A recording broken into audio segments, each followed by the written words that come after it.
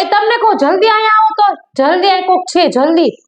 હું છે હવે આ કોક છે જો તો જલ્દી કોઈ નથી હવે આ કોક છે જો અરે નથી કોઈ હવે તો આ લાઈટ પંખા ચાલુ રાખીને અંદર કેમ વયા ગયા તો હવેથી લાઈટ પંખો ચાલુ રહ્યો ને તો પંખો લટકાવી દેવાની છું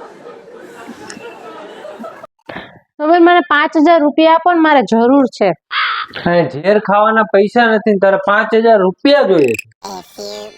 તો પપ્પા આ સમીર છે ને દારૂ ગાંજો સિગરેટ તમાકુ એવું કાઈ નથી ખાતા કાઈ નહીં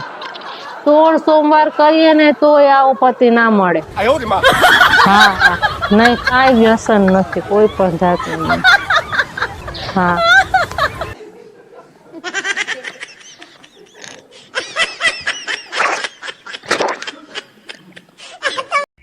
સમીર હા આ જમવાનું શું બનાવું તને ગમે એ બનાવી નાખ પણ તમને શું ગમે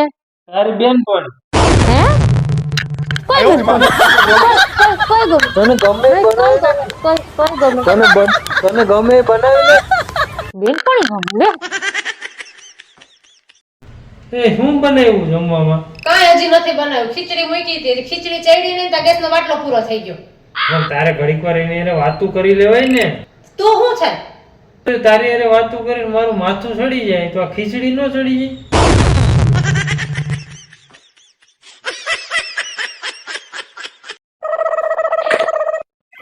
અરે યાર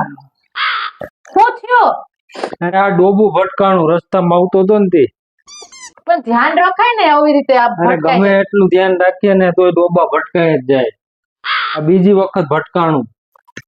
પેલી વખત કઈ ભટકાણું આ 12 વર્ષ પહેલા હું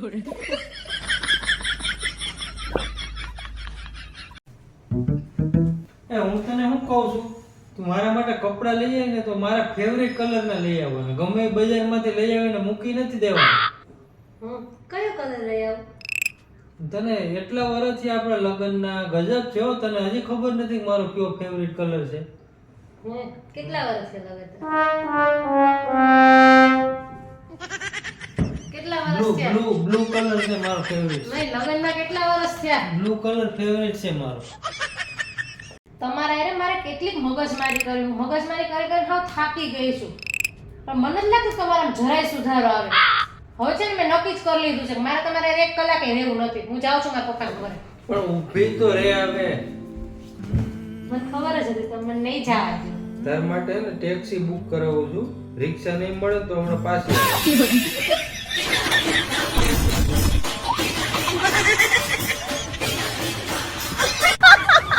અય સાંભળો છો હા બોલ ને બાપા બોલ ને તારું તો સાંભળું છું એટલા વર્ષ થયા બોલ હું જે પિયર જાઉં તે તમે કેમ મારા ભેગા આવતા નથી મારો એક નિયમ છે કે જે દુકાને છેતરાણું હોય ને એ દુકાને બીજી વખત હું જાઉં નહીં બોલો તો કાઈ નહીં નહીં બોલો